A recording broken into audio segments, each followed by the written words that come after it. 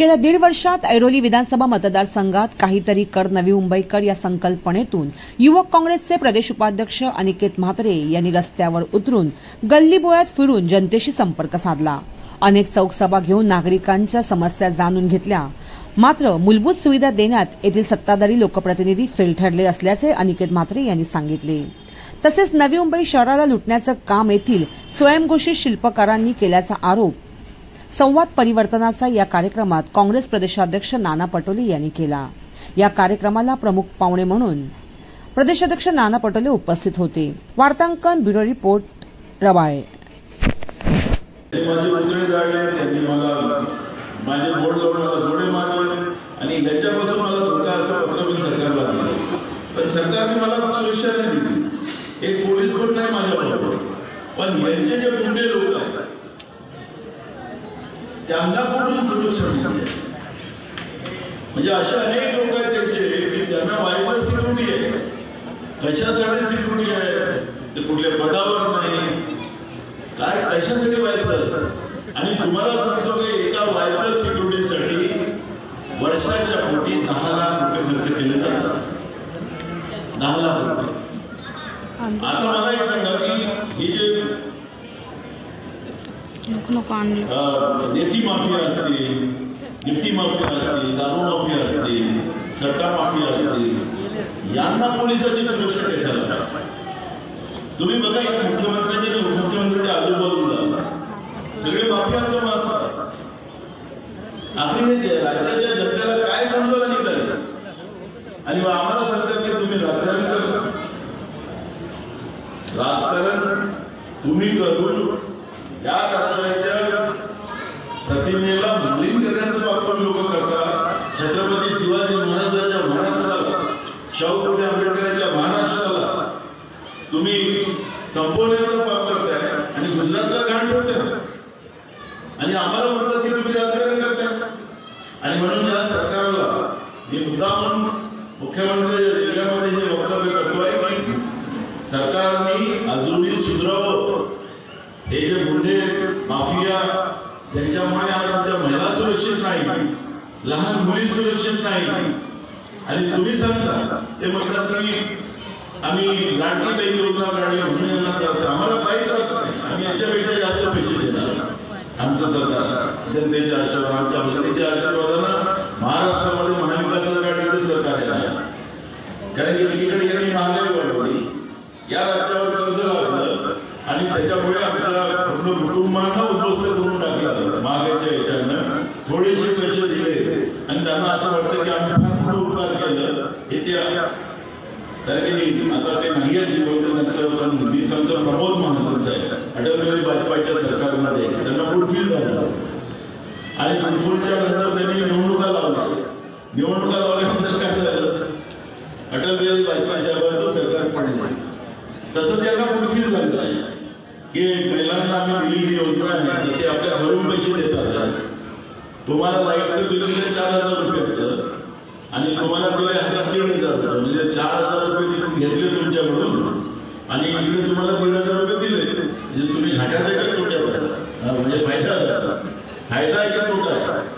लाईटचे बिल वाढवले आणि 1500 दिले आणि दुकानात गेले तर काही सांगायला नको। आपल्या 1000 रुपये दिले तरी काही सामान खायला नाही पडत। अशी परिस्थिती आहे आणि 10 लाख कोटीच्या वरचं कर्ज या महाराष्ट्रात करून ठेवले या लोकांनी आणि सगळा पैसा आता तुमच्याकडून घेतला जातो।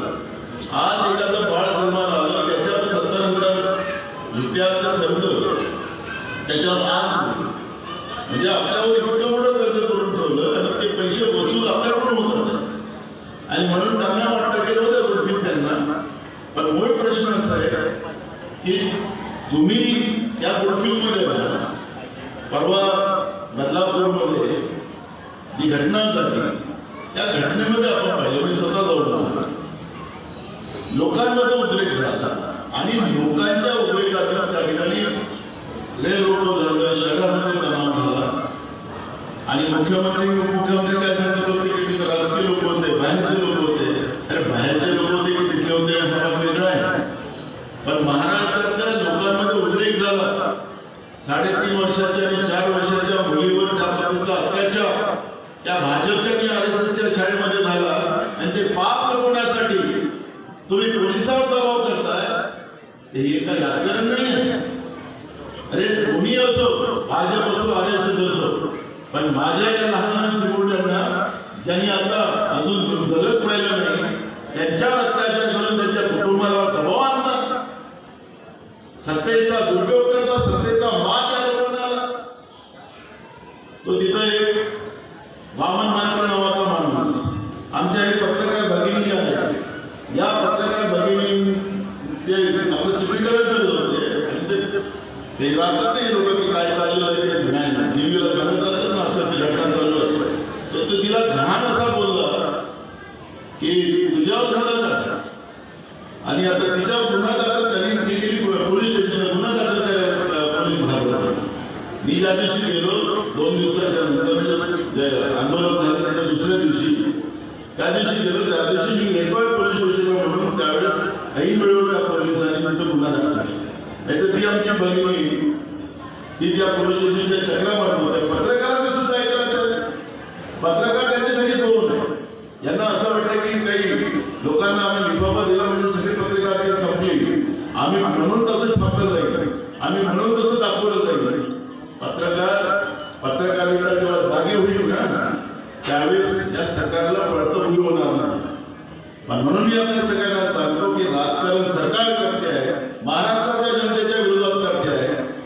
हे जास्त दिवस नाही तर दिवसावर तुम्ही आलेला आहे आणि म्हणून सांभाळून राहिलं. तर जे बांगलादेशमध्ये झालं अशी तर तुमची होता कामा नाही, एवढी काळजी घ्या, एवढाच सल्ला माझा राज्याच्या मुख्यमंत्र्यांनी उपमुख्यमंत्र्याला आहे. महाराष्ट्र पेटलेला काल मान्य हायकोर्टाने आमचा संप जो होता बंद जो होता त्या बंदला त्यांनी थांबवलं. आम्ही सन्मान केला कोर्टाचा, आम्ही चुपचाप काळीपट्टी बांधून न बोलता आम्ही तो भर पावसामध्ये आम्ही तो निषेध केला. आणि केला असताना महाराष्ट्रामध्ये जनता स्वयंपूर्ण तालुक्यात गावात जिल्ह्यामध्ये सगळीकडे लोक रस्त्यावर आहेत.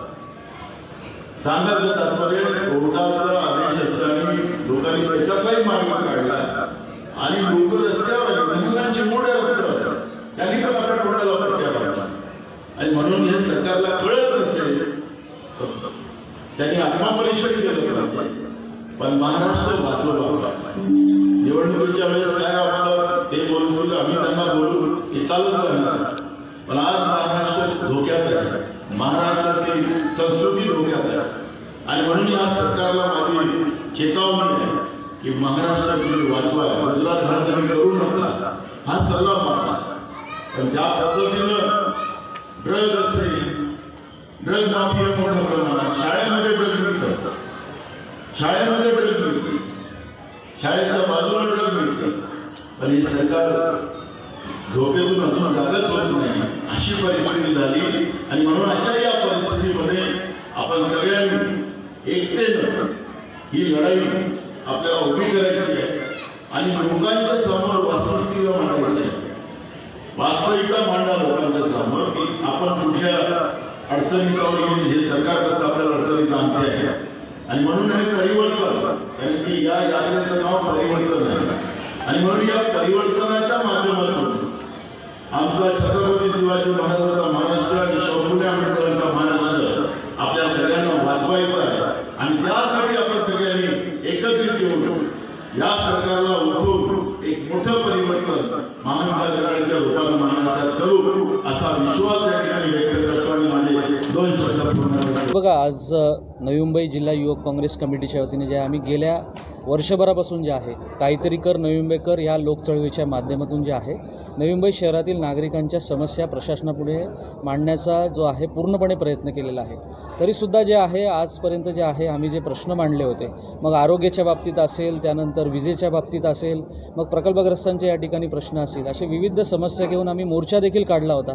तरीसुद्धा जे आहे आज या ठिकाणी जे आहे आमचे प्रश्न सुटलेले नाही आहेत. आणि येणाऱ्या काळामध्ये देखील नवी मुंबई जिल्हा युवक काँग्रेस कमिटीच्या वतीने काहीतरी कर नवी मुंबईकरचा दुसरा पर्व आम्ही जो आहे लोकांपर्यंत घेऊन जाणार आहोत, लोकांच्या परत एकदा समस्या जाणून घेणार आहोत आणि जे काय या शहराला जे आहे लुटण्याचं काम आणि गेल्या चक्रोमध्ये अडकण्याचं काम इकडच्या स्वयंघोषित शिल्पकारांनी केलेलं आहे ते लोकांपर्यंत आम्ही जाऊन जागृत त्यांना करणार आहोत आणि निश्चित मला खात्री आहे की येणाऱ्या आगामी विधानसभेच्या निवडणुकीमध्ये या ठिकाणी जो आहे परिवर्तन आपल्याला पाहायला भेटेल।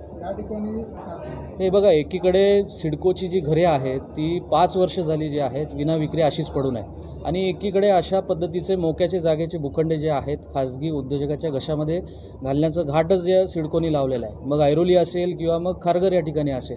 आम्ही या ठिकाणी सगळ्यात पहिले बघा तर युथ काँग्रेसने जे आहे सगळ्यात पहिला हा मुद्दा उचललेला आहे, कारण ऐरोली या ठिकाणी जो आहे 70 एकरची जी जमीन आहे मोक्याच्या ठिकाणी आहे ती एकतर त्या ठिकाणी तुम्हाला सांगू इच्छितो की त्या ठिकाणी मँग्रोव्ज होते, इकडच्या लोकांनी त्या ठिकाणी भरणी करून त्या ठिकाणी ती जागा त्या ठिकाणी तयार केली आणि अशी जागा जी आहे ती खाजगी उद्योगाच्या कशामध्ये घालण्याचं काम या ठिकाणी सिडकोने केलेलं आहे। आणि आमचे प्रांताध्यक्ष नाना भाऊंनी ज्याप्रमाणे सांगितलेलं आहे युवक काँग्रेस जी आहे या विषयाला घेऊन जी आहे ती रस्त्यावर उतरेल आणि जोपर्यंत 12.5% योजनेअंतर्गत आमच्या प्रकल्पग्रस्तांचे प्रश्न सुटत नाही तोपर्यंत जे आहे अशा पद्धतीचे टाउनशिपचे जे प्लॅन सिडको करत आहे त्याला आमचा आक्षेप असणार आहे।